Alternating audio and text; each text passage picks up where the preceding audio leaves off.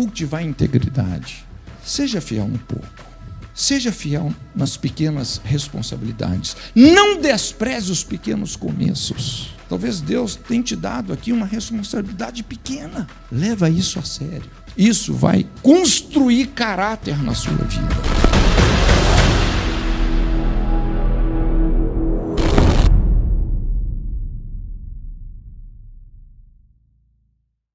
Eu gostaria de ler aqui um texto com vocês, né? Senti de compartilhar essa palavra. Mateus 15, de 21 a 28. Ora, partindo Jesus dali, retirou-se para as regiões de Tiro e Sidom.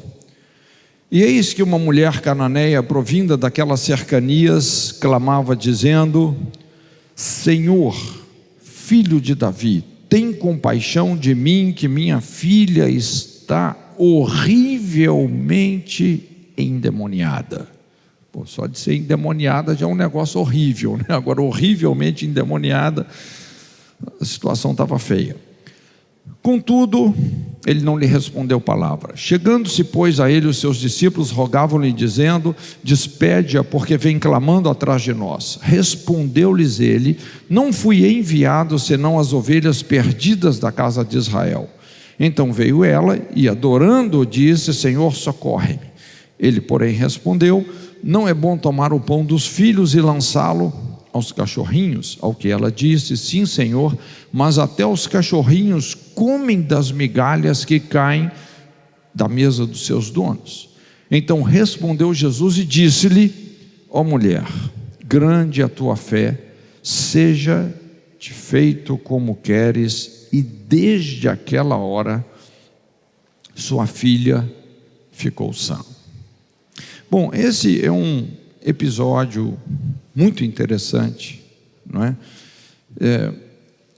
Eu costumo dizer, né, como foi dito aqui, nós somos não só o templo onde Deus habita, mas nós somos um templo em construção, muitas vezes em reforma, não é? Eu gosto muito desse conceito da reforma. Eu sempre digo que nós precisamos muito mais do que uma transformação. Se fala muito na transformação da nação, na transformação da sociedade, mas eu gosto mais do conceito de transfundação. Transformar é você mudar a forma, mas transfundar fala de uma mudança de fundamento, de alicerces. O salmista fala: destruídos os fundamentos, o que poderá fazer o justo? Então, a questão não é só que nós fazemos a obra de Deus, mas nós somos a obra de Deus. Nós estamos em construção, nós estamos em reforma. Quando a gente olha para esse texto, não é? A gente vê um quadro familiar interessante. Primeira coisa, lógico, que ressalta aqui é a situação dessa menina, que pode significar muita coisa na nossa realidade. A gente não sabe a idade dela, talvez fosse uma criança, uma jovenzinha, mas com uma situação terrível, dramática. Um quadro realmente de exploração demoníaca, literalmente falando. Não é? A Bíblia deixa claro, não é que essa menina tinha um problema psicológico, emocional, não, ela estava miseravelmente endemoniada. A gente também observa aqui uma mãe desesperada, procurando ajuda. Bom, o que não aparece nesse texto, a gente não sabe bem, mas o que não aparece aqui, ou quem não aparece aqui, é um pai. Não havia um pai. Normalmente, as forças malignas se infiltram exatamente por esses espaços que os nossos pais deveriam ter ocupado nas nossas vidas, mas por algum motivo eles não ocuparam. E muitas vezes nós pensamos que a solução dos problemas, ou a principal solução dos nossos problemas e conflitos, Elas estão fora de nós, mas nós vamos perceber que, de repente, as principais respostas estão dentro de nós mesmos. E para isso nós temos que discernir o tratamento de Deus, as provas de Deus, e é sobre isso que eu gostaria de compartilhar um pouquinho com você. Então, só me permita conectar essa situação aí de Mateus 15 com um texto que Tiago fala, Tiago 4, versículos 6 e 7, quando ele diz assim: todavia dá maior graça, portanto diz, Deus resiste aos soberbos, dá porém graça aos humildes, sujeitai-vos, pois, a Deus, mas resisti ao diabo, e ele fugirá de vós. Então veja bem que Tiago fala sobre um necessário processo de sujeição a Deus, que precede esse confronto com as forças demoníacas. Na verdade, honestamente falando, os demônios são colaterais. Demônio só é a febre, não é o problema. Esse não é o problema. O problema são as desordens, algumas descompensações que estão dentro de nós, algumas estruturas que adoeceram, e principalmente a nossa indisponibilidade de sermos tratados e trabalhados por Deus. Existe um princípio muito poderoso, né? A Bíblia fala assim: o orgulho precede a destruição, a altivez de espírito a queda. Você pode observar que quando você tem um quadro realmente de destruição, como a gente observa aqui, né? Um quadro de terrível destruição, uma família sendo destruída, uma jovem sendo miseravelmente destruída, espiritualmente falando. Então, normalmente, essas estruturas de orgulho, essa indisponibilidade de sermos tratados, trabalhados por Deus, sempre é muito evidente, não é? Então, só colocando uma base, eu gostaria de especificar 4 princípios que são evidenciados por Tiago e que constroem uma sequência muito importante num quadro assim de conflito espiritual. A gente está lidando com conflitos espirituais, não é? Primeira coisa que ele diz aí nesse texto, não é? A gente pode tirar essa conclusão: antes de Deus resistir ao diabo, ele resiste aos soberbos, não é? É o que ele está dizendo. Todavia dá maior graça, portanto diz, Deus resiste aos soberbos. O maior problema de Deus não são os demônios, né? Aliás, Deus não tem problema com os demônios, nós temos, né? Porque os demônios têm que bater muita continência para ele. Então o maior problema de Deus é a nossa indisponibilidade de sermos tratados, trabalhados, de nos demovermos de algumas estruturas de autossabotagem, eu diria assim, né? Então, muitas vezes nós nos vemos em realidades como essa dessa mulher. Você está lutando com um problema, inclusive, de certa forma, assim, aparentemente maligno, demoníaco, não é? Ataques terríveis, ataque às nossas famílias, casamento, vida financeira. Você está enfrentando uma coisa que você vê, puxa vida, né? Isso é demoníaco demais, e a gente começa a repreender, usar todos os nossos chavões evangélicos: está amarrado, eu expulso, eu quebro. Só que quanto mais você ora, pior fica. Sabe por quê? Porque o problema não são os demônios. O problema é Deus, que está com a mão dele no nosso peito, nos parando, nos resistindo. Porque Deus resiste aos soberbos. E nós vamos ver que isso pode ser uma coisa muito sutil. E honestamente eu digo isso, assim, muito baseado na minha autobiografia, né? Então, antes de Deus resistir ao diabo, a Bíblia deixa claro que ele vai resistir aos soberbos, Ele vai lidar com aqueles aspectos endurecidos do nosso coração, vai confrontar nossa soberba, nossa independência, nossa justiça própria, todo julgamento frívolo que vem do nosso orgulho ferido, ele vai confrontar. Segunda conclusão que a gente tira aí desse texto é que Deus dá graça aos humildes. Isso é um princípio poderoso. Depois de resistir aos soberbos, Deus honra os humildes. É importante entender que graça e orgulho são coisas que não se misturam. O favor de Deus, a abundância do seu reino estão ligados com um coração purificado da arrogância, do orgulho. Muitos estados crônicos, situações crônicas de desgraça pessoal, familiar, ministerial, são respaldados por esquemas de orgulho. A humildade é essa chave que abre a porta da graça. Tudo que peca contra a humildade nos conduz a uma vida estéril, desfavorável. Aliás, o poder do pecado se aloja exatamente nessas estruturas de orgulho. Quando você vê uma pessoa que para ela é muito difícil vencer uma estrutura de pecado, tem pessoas que falam assim: isso é maior do que eu não consigo deixar esse problema, eu não consigo deixar pornografia, masturbação, não consigo deixar.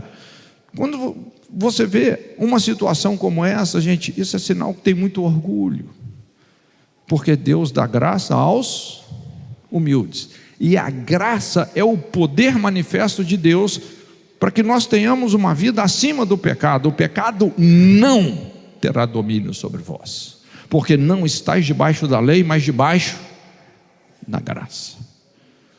Graça de Deus. Graça vem de uma postura de humildade, de flexibilidade, quando estamos disponíveis às mudanças que Deus quer fazer. Também ele fala que sujeitai-vos, pois, a Deus. Então esse é o processo onde Deus começa a trabalhar profundamente na nossa alma. Então essa capacidade de enfrentar com humildade as provas de Deus, nos relacionarmos com o tratamento de Deus. É aí que Deus começa a colocar algumas chaves mestras nas nossas mãos, e nós começamos a destrancar muitas cadeias, romper muitos limites, muitas barreiras. Teoricamente, eu sei que isso pode parecer ser fácil, mas na prática não é. De repente, algumas mudanças, elas exigem isso, algumas provas que muitas vezes nós não compreendemos. Você passar por situações que você jamais imaginaria que você fosse passar na vida, não é? Fala: Deus, mas por que isso está acontecendo comigo? Às vezes eu me coloco no lugar dessa mulher. Deus, por que isso está acontecendo com meu filho, com a minha filha, com a minha família, por que isso está acontecendo? Não é? É interessante como muitas vezes a gente não consegue perceber algumas durezas que estão dentro de nós, algumas inflexibilidades que estão dentro de nós. E por fim, então ele fala assim: resisti ao diabo e ele fugirá de vós. Esse processo onde nós realmente nos sujeitamos a Deus, e sujeitar a Deus é muito mais do que você verbalizar isso no louvor, né? O David Keelan, ele sempre fala que é uma frase um pouco forte, mas ele fala assim: os crentes não contam mentiras, eles cantam mentiras. Porque muitas vezes a gente expressa uma sujeição que é só de boca para fora. Na hora que realmente Deus fala para a gente descer na casa do oleiro, né?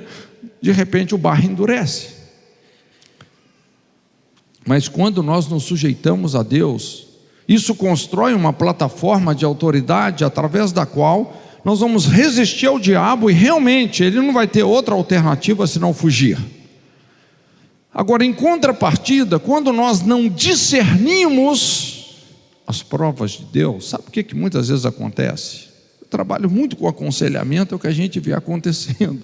Ao invés do diabo fugir, a pessoa que foge. abandona casamento, abandona a igreja, todo ferido, falando mal do pastor, mal daquele, culpando todo mundo, se colocando como vítima de todos, não é? E isso realmente é uma derrota trágica. Mas à medida que nós nos humilhamos, que nós nos sujeitamos à correção divina, a Bíblia fala que aquele que ama a correção está no caminho da vida. Então, quando nós somos corrigíveis, uma pessoa irrepreensível, gente, não é uma pessoa que não comete erros, porque todos nós cometemos erros, mas uma pessoa irrepreensível é alguém que sabe dar marcha ré, que sabe reconhecer os seus erros, que se quebranta. E é dessa forma que realmente nós desestruturamos toda ação demoníaca. Lógico, quando Tiago fala sobre resistir ao diabo, isso pode significar um tempo, um processo na nossa vida, onde nós vamos guerrear através da humilhação. Para Jesus foram 40 dias no deserto, Daniel 21 dias de jejum, orando, intercedendo. Então, muitas vezes vai ser necessário uma resistência moral para prevalecermos nesses processos, onde realmente o nosso maior ganho é a nossa transformação. Eu, honestamente, já tinha lido esse texto aqui muitas vezes, de Mateus 15, a filha da mulher sirofenícia. E, honestamente, eu não consegui entender algumas coisas aqui. Uma vez eu vi até um comentário de um pregador, ele conseguiu achar 7 erros, já viu aqueles joguinhos dos 7 erros? O cara achou 7 erros na ética pastoral de Jesus, não é? Principalmente quando Jesus se dirige a essa mulher, tratando ela como cachorrinho. Não é bom cães, não é bom tirar o pão dos filhos e dar para os cães. Rapaz, que pastor que faz um negócio desse, né, com ovelha? Não é? Já era o motivo para a pessoa nunca mais voltar na igreja. Mas é muito interessante o que vai acontecendo aqui. Algumas coisas, né, quando eu li esse texto, me parecia absurdo, não é? Como eu disse, nós temos a tendência de pensar que a solução dos nossos problemas está fora de nós. E nessa época, muitos anos atrás, eu estava passando por uma situação bem difícil, porque liderança, isso faz parte do nosso desenvolvimento na liderança. Você investe em pessoas, você abre portas para as pessoas, você projeta as pessoas, porque liderar é isso, é você ajudar alguém a ir mais longe do que você foi. Só que de repente você percebe que aquelas pessoas que você mais investiu estão puxando o seu tapete. Eu não sei se você já passou por isso. De repente você está sendo boicotado, você vai ver, puxa vida, você nem entende o porquê. E eu estava passando uma situação assim, não é? E aquilo, rapaz, quando me via assim, eu não sou muito aquele cara de ficar igual Jó, pegar o caco de telha, ficar raspando as feridas. Eu não tenho muito essa tendência, mas eu estava ficando meio assim, e indignado. Deus, mas por que isso? Olha que absurdo, o que esse cara está fazendo e tal, e não sei o que. Aí de repente estou orando, inclusive estava meditando nesse texto, e de repente eu ouvi Deus falar comigo: Cote, o problema não é essa pessoa, não. O problema é você. O problema é você. Isso que está acontecendo aí só é o efeito colateral da sua arrogância. Você vem sendo arrogante. Você não está deixando eu tratar de algumas coisas aí. Eu falei: Senhor, eu podia ter ido dormir sem essa. E aqui eu comecei a entender esse discernimento que eu quero compartilhar com você. Veja bem, sondando o meu coração, analisando meus próprios problemas. Eu tenho conseguido desvendar uma tendência viciante que muitos de nós temos, não é? Eu prefiro falar de mim, né? Que se baseia exatamente nesse tal do orgulho ferido. A raiz de 90% dos nossos maiores problemas e conflitos é uma coisa só: orgulho. E foi interessante que eu comecei a ter assim uma percepção, uma visibilidade da sutileza do orgulho que eu nunca tinha tido antes. E como isso nos atrapalha. Como isso nos atrapalha. E honestamente, assim, muitas áreas, como trabalho muito com aconselhamento, muitas áreas a gente vai fazendo uma pesquisa informal, mas conflito conjugal, por exemplo, 90%, a hora que você vai ver, é uma disputa de orgulho. Um tentando querer responsabilizar o outro pelo insucesso do relacionamento. O dia que ele mudar, o dia que ela mudar. É o orgulho fazendo o seu estardalhaço.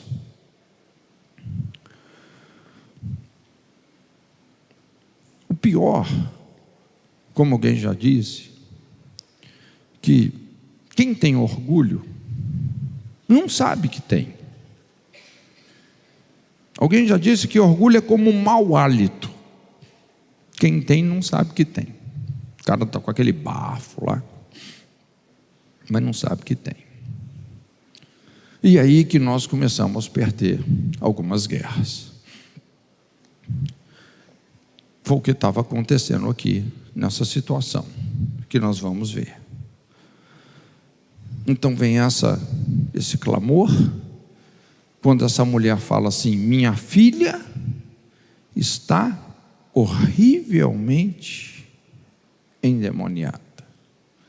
Eu sei que para muitos de nós é fácil rotular um filho de rebelde, mas muitas vezes não é que aquele filho é rebelde, só é o resultado de um sistema familiar disfuncional. A gente tem que olhar para o sistema familiar todo. Então, era uma situação terrível, não é? Como eu disse, essa filha pode significar também áreas extremamente importantes da nossa vida, que estão aprisionadas em alguns quadros crônicos de destruição. Não é muito difícil a gente mapear nossa vida, bem como a nossa família. Às vezes os sintomas são evidentes, denunciam realidades que precisam de ser realmente mudadas. Alguns estão com relacionamento conjugal problematizado, outros a vida financeira, outros o temperamento, vida sentimental, assim por diante, não é? Mas se tem algo que realmente chama muito a minha atenção aqui, foi o discernimento de Jesus. O discernimento que ele teve, porque ele exerce um discernimento surpreendente. Ele conseguiu provocar na vida dessa mulher uma atitude que produziu por si mesma a libertação que ela tanto clamava. Agora, veja bem, será que Jesus não poderia simplesmente ter expulsado aquele demônio e pronto? Sim ou não? Nós vamos ver que foi um processo meio doloroso, mas Jesus não poderia, com uma única palavra, ter ordenado aquele demônio para ele ir embora e pronto. Muitos de nós gostaríamos que fosse assim conosco, sim ou não? Quantos aqui gostariam que Deus pudesse resolver todos os seus problemas financeiros no estalar de dedos? Amém, né?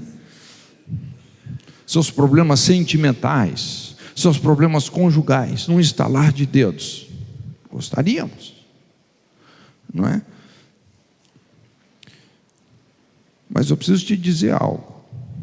O caminho para algumas libertações envolve passarmos por provas duríssimas. Eu sei que é difícil dar um amém para isso. Mas essa é a realidade. Precisamos de passar por algumas provas duríssimas, porque Deus está lidando com estruturas que estão dentro de nós. Ao sermos provados, tratados por Deus, como aconteceu aqui, de repente a libertação vai fluir, vai acontecer. A grande questão aqui não é vencer os demônios, é sermos vencidos por Deus. Essa é a grande questão. Então, isso é algo que nós precisamos de entender. E o meu desejo nessa manhã com você é um só: que nós possamos sair desse lugar, desse culto, totalmente derrotados pelo Espírito Santo. Esse não é o culto da vitória, é o culto da derrota. E se você sair daqui vencido, derrotado pelo Espírito Santo, as cadeias vão começar a se abrir. Algumas coisas vão romper. O reino de Deus tem os seus paradoxos. Paradoxo é uma verdade escondida numa contradição aparente. Às vezes a gente pensa que funciona de um jeito, mas é de outro. A questão não é você conquistar, é você ser conquistado. A questão não é o tanto que você tem do Espírito Santo, é o tanto que o Espírito Santo tem de você. Essa é a questão. Essa mulher, nós vamos ver, ela precisava simplesmente ser alinhada com um princípio específico. Um princípio de humildade, de humilhação. Isso resultaria numa solução radical daquela situação. Não foi uma tarefa simples, porque Jesus nunca é superficial. De maneira profunda, ele começou a confrontar todas aquelas situações que estavam sustentando aquele quadro. Jesus nunca é superficial, sem fazer rodeios, mesmo correndo um risco de ser totalmente mal compreendido, como nós às vezes o mal compreendemos aqui. Ele permaneceu firme no seu discernimento. A verdade é que o que a gente observa hoje na prática é que muitos ressentimentos contra Deus nascem de respondermos às suas provas sem uma perspectiva da nossa dureza. Eu não sei quantos já viram pessoas amarguradas com Deus, pessoas tentando responsabilizar Deus pelas tragédias do universo.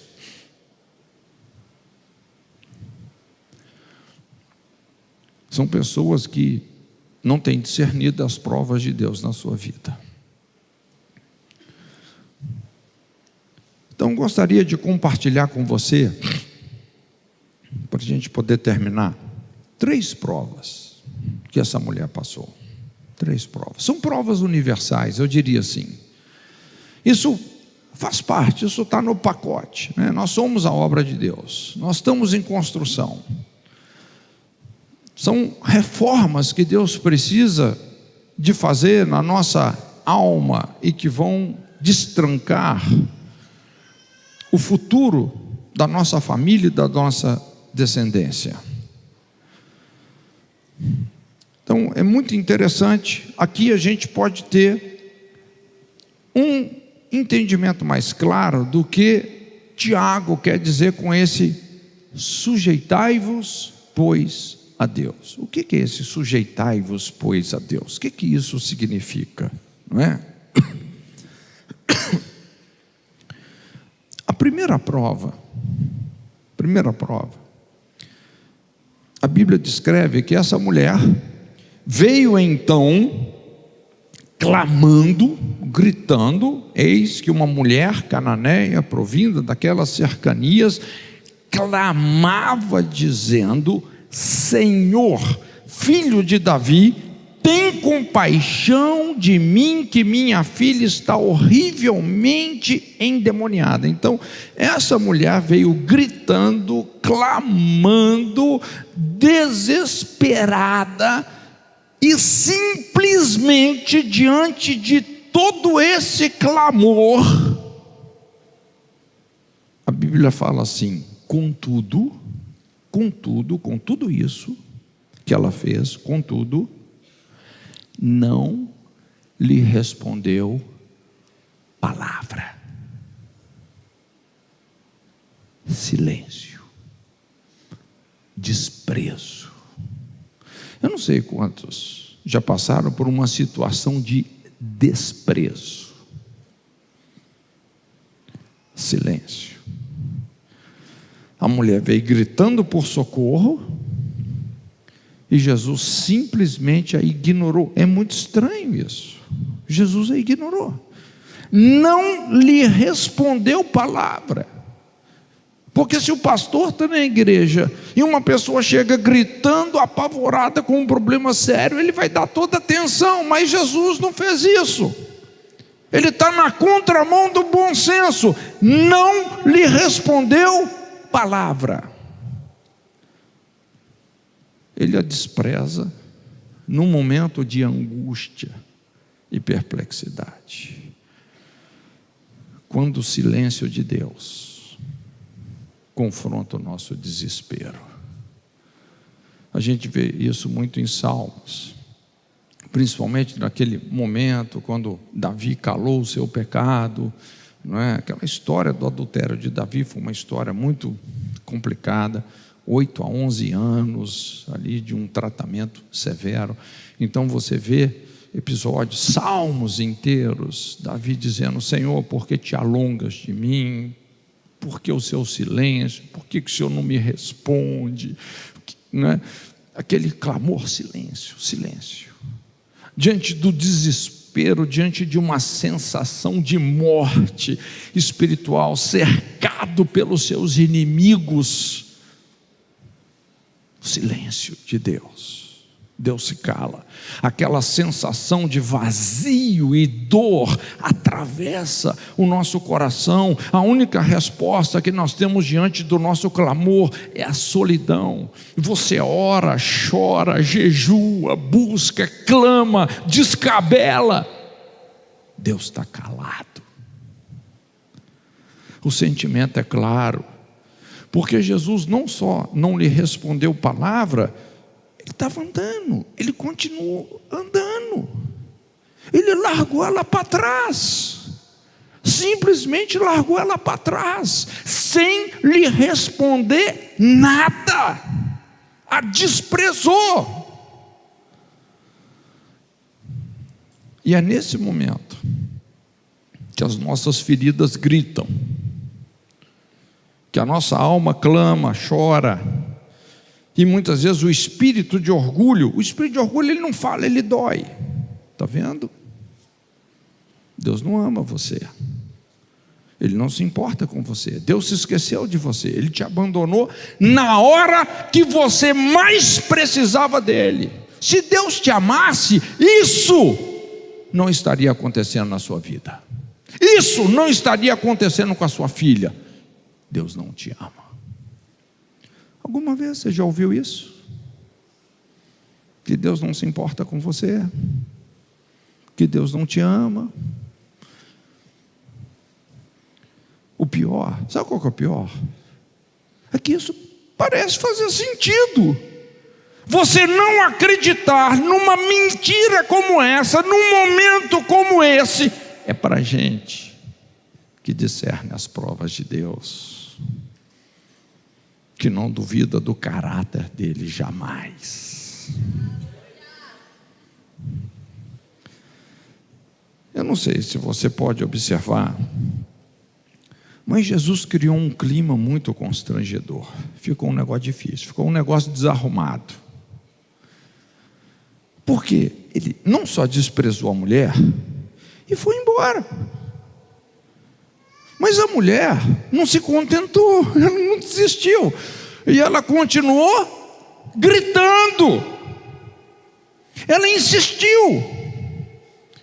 Por mais que Jesus silenciou, desprezou, não lhe respondeu nada, secou ela continuou gritando: Filho de Davi, Ela estava dizendo: eu sei quem o Senhor é, o filho de Davi, o Yeshua HaMashiach, a salvação de Israel, eu não vou desistir. E ela gritando, gritando, gritando.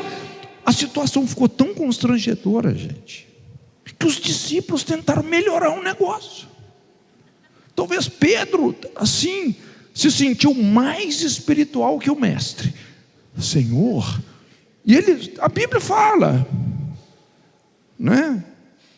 Olha só, mestre, ela vem gritando atrás de nós, despede-a, porque ela vem gritando atrás de nós. Tipo Pedro falando: Senhor, pelo menos seja educado. Você não está vendo o escândalo que a mulher está fazendo? O Senhor está queimando o filme da igreja. Há um escândalo, Jesus. Pelo menos seja educado. Sua mãe não te deu educação, despede ela, marca no Monte das Oliveiras, conversa com ela depois e tal, vê o que dá para fazer por ela. Porque a mulher está igual uma louca gritando, e está todo mundo vendo, o Anás, o Caifás, a turma está toda aí. Vai sair na Gazeta de Jerusalém que o Senhor desprezou essa mulher. Quando eles tentam melhorar a situação, aí vem a segunda prova. A primeira foi o desprezo. Aí vem a segunda prova: discriminação. Respondeu-lhes ele. Com certeza, Jesus ia ser chamado de fascista, nazista. Discriminação. Respondeu-lhes ele: não fui enviado senão as ovelhas perdidas da casa de Israel. Essa mulher era da casa de Israel? Não era. Não era. Então, quando os discípulos tentam amenizar esse constrangimento inicial da situação, vem uma resposta ainda mais agressiva. Ele impetra um golpe fortíssimo contra a insistência dela. A discrimina racialmente. Se omite em relação a ela por causa da sua nacionalidade. A inferioriza em relação aos judeus. E nós vamos ver, ele está lidando inteligentemente com uma questão aqui. No Evangelho de Marcos, esse mesmo episódio, a Bíblia fala que essa mulher era grega, cirofenícia de língua e nação. Ela era grega. É um negócio curioso. Então, a gente vê uma discriminação racial, nacional aqui, mas Jesus queria abalar o que era abalável. Tinha uma estrutura ali que precisava ser mexida. Ela era grega. Principalmente no Evangelho de João. Todas as vezes que os gregos queriam se aproximar de Jesus, havia uma resistência. Havia uma resistência. Por quê? Porque os gregos, os caras eram nariz empinado. A elite cultural. Lembra quando Jesus, suspirando, fala: graças te dou, ó Pai, porque ocultastes essas coisas dos sábios e entendidos e as revelastes aos pequeninos. Então, os gregos, inclusive quando Paulo tenta explicar esse contraste da cruz com os principais povos da época, ele fala que a cruz de Cristo foi um sinal de fraqueza para os romanos, que eram os fortes, um sinal de escândalo para os judeus, que eram os religiosos, e um sinal de loucura para os gregos, que eram os sábios, os epicureus, estoicos. Os caras não queriam saber muito desse negócio de ressurreição, de cruz. Cruz não, cruz é escândalo, ninguém quer a cruz. Por isso que Paulo falava, a cruz é loucura para aqueles que se perdem, todavia para nós os que cremos é o poder de Deus. Então, veja bem, a cidadania grega era o símbolo do orgulho cultural, o orgulho intelectual, o orgulho espiritual. As pessoas mais sábias, cultas, civilizadas estavam lá na Grécia. Todo o conceito de superioridade, moda, padrão de beleza, tudo foi ditado pela filosofia grega. Jesus precisou tocar nesse ponto. Porque onde tem orgulho, tem destruição. O que dá a entender que aquele quadro de exploração demoníaca, horrivelmente endemoniada, estava respaldado por uma desordem, um esquema de propagação de iniquidade, baseado em orgulho, superioridade, arrogância. Somos os melhores. Jesus precisou de abalar isso, tratar com isso, não é? E essa mulher, gente, surpreendentemente, quando Jesus fala isso, não é? Quando ele coloca dessa forma, eu só vim para os filhos de Israel. Sabe o que essa mulher faz? Essa mulher, ela diz o seguinte: Senhor, Senhor, socorre-me. Você tem que entender o que está acontecendo aqui, porque naquela época o judeu era subjugado ao romano, era um escravo, uma nação subjugada ao Império Romano. E os gregos eram a elite cultural. Você sabe que, inclusive, por que a cultura grega foi para o mundo inteiro? Através de uma romanização. Os romanos conquistaram o mundo pela força, mas filosoficamente, quem conquistou o mundo foram os gregos. Então você tem uma mulher da elite cultural, sábia, riquíssima, culta, chamando um judeu: Senhor, socorre-me. Quebrou tudo. Senhor, socorre-me. Alguma coisa rompeu ali. Mas não parou aí. Aí vem a terceira prova. Quando Jesus fala, Jesus, porém, respondeu: não é bom tomar o pão dos filhos e lançá-los aos cachorrinhos. Então veja bem, essa mulher foi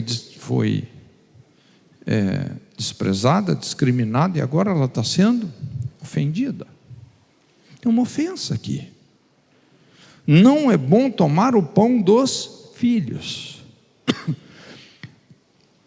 É estranho, mas Jesus está tocando na dignidade humana dessa mulher. Vamos dizer assim, cara, Jesus baixou o nível, ofendeu a mulher publicamente, foi uma coisa muito forte. Não havia como provocar tanto assim a carnalidade de uma pessoa da alta estirpe. A mulher foi ignorada, discriminada, agora estava sendo ofendida. Jesus não só agrediu ela em relação à filiação, porque falou: você não é filha. Não só a desconsiderou como filha, como nivelou ela com um animal imundo. Irmãos, culturalmente, como se estivesse chamando ela de cadela. Eu acho que nesse momento os discípulos já estavam suando frio. Talvez o André falou: rapaz, monta rápido a equipe de intercessão ali, porque o mestre perdeu a cabeça. Judas já estava: ih, rapaz, as ofertas vão cair. Esse mês vai estar fraco o negócio, porque metade da igreja vai embora com um negócio desse aqui. Mas havia uma razão. Havia uma razão. Eu falei: Jesus, gente, ele não é superficial, não. O evangelho é simples, mas é profundo. E Jesus está lidando com algo. Ele lidou com a nacionalidade grega, mas essa mulher não era só grega, ela era também uma mulher sirofenícia, cananeia. Quem foram os cananeus? Os cananeus são os descendentes de um homem chamado Canaã. Inclusive, é uma história muito farta na Bíblia, porque os judeus ocuparam um território que havia sido antes ocupado pelos cananeus. Lá atrás a terra foi dada para Abraão, mas depois quem ocupou foram os cananeus. Então os cananeus, filhos de Canaã. Canaã era filho de cão. Só do cara ser filho do cão já é um problema. Era filho do cão, né? E o cão, filho de Noé. A gente sabe que aconteceu um negócio aí. A Bíblia não explica exatamente o que foi, mas foi uma desonra muito séria. A Bíblia fala que Cão descobriu a nudez do seu pai no sentido de desonrá-lo. Numa situação de Noé, que Noé também não estava muito certo, não é? Chapou o coco, tomou todas. Só que esse filho o desonrou. Então Noé traduz as consequências disso. E se você pegar o texto, que é muito estranho, porque Noé, por 3 vezes, ele fala assim: maldito seja Canaã, filho de Cão. Ele não fala maldito seja Cão. Quem é que descobriu a nudez dele? Foi Cão ou foi Canaã? Foi Cão. Mas quem estava envolvido na maldição, diretamente ou indiretamente? O Canaã. Maldito seja, não Cão, entre aspas, mas Canaã, filho de Cão. O que Noé estava dizendo com isso? Ele estava dizendo o seguinte: meu filho, Cão, do mesmo jeito que você me tratou, a mesma desonra que você me ofereceu, o seu filho vai te oferecer. Assim como você me desprezou, me desonrou, o seu filho vai te desonrar. E quando você estuda a história dos cananeus, você vê esse esquema de propagação de iniquidade baseado em sacrilégio, desonra, desprezo às coisas espirituais, destruição do princípio da honra familiar. É exatamente o que você vê.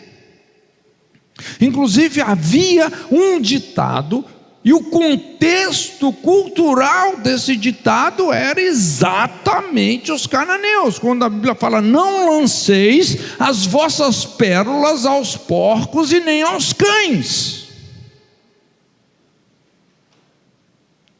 Quem era, no contexto desse ditado, essas pessoas que desprezavam as coisas sagradas? Os cananeus, que estavam lá na terra, espalhados lá. E apesar de todo o testemunho, eles vinham resistindo às coisas sagradas.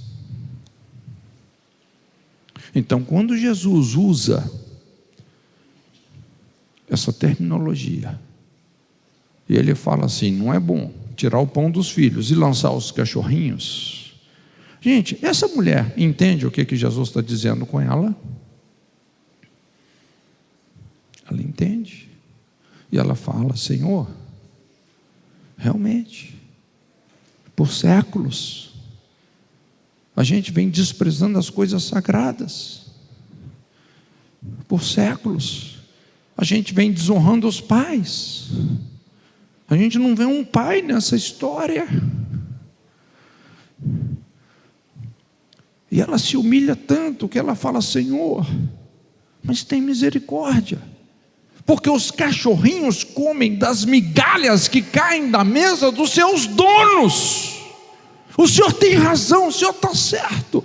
Então essa mulher se humilha, se humilha, se humilha, se humilha tanto que chega uma hora que algo se rompe. A 300 mil quilômetros por segundo, na velocidade da luz ou das trevas, qual você quiser, né? Aqueles demônios foram embora. Ela se humilhou tanto, como diz, os demônios ficaram endemoniados e foram embora. Eu imagino que naquele momento Jesus deve ter dado um suspiro de alívio. Ela conseguiu.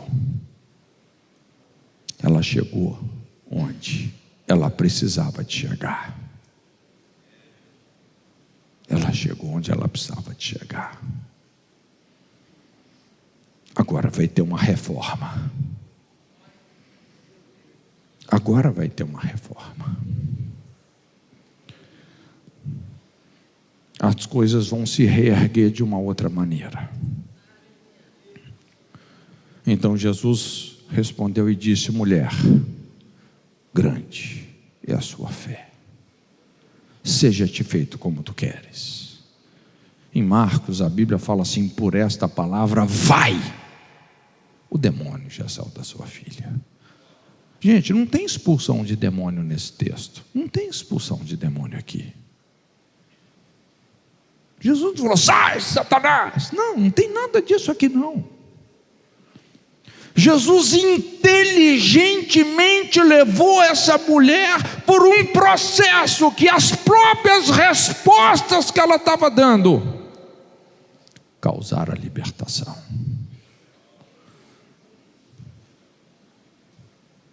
Para cada prova, ela teve uma palavra. Quando Jesus a desprezou, ela continuou clamando, ela não desistiu não. Filho de Davi, tem misericórdia de mim. Quando Jesus a discrimina, ela fala: Senhor, socorre-me. Quando ele fala: não é bom tirar o pão dos filhos e dar aos cachorrinhos. Senhor, mas os cachorrinhos comem das migalhas. Rapaz, essa mulher é ninja. Impressionante como ela combateu não o mal, mas o bom combate. De uma fé que nasce de uma humilhação profunda, que faz jorrar a graça. A graça jorrou. A graça prevaleceu. Eu creio. Eu não sei o que você está passando. Honestamente não sei. Eu não sei os conflitos que estão presentes na sua família. Talvez alguns aqui, literalmente, às vezes você tem um filho, uma filha que está perdido no mundo das drogas, imoralidade. Talvez não é que seu filho está perdido, é seu pai, sua mãe que está perdido. Às vezes não é a parábola do filho pródigo, é do pai pródigo. Talvez uma área da sua vida que está totalmente destruída. Mas existe uma palavra que nós podemos liberar para esse tempo. Toda prova demanda uma palavra. Por esta palavra vai. Sua filha está livre, por essa palavra. Que palavra foi essa? Os cachorrinhos comem das migalhas. Para ela foi essa palavra. Para mim talvez seja outra, para você seja outra. A fé vem pelo ouvir. E o ouvir a palavra de Deus.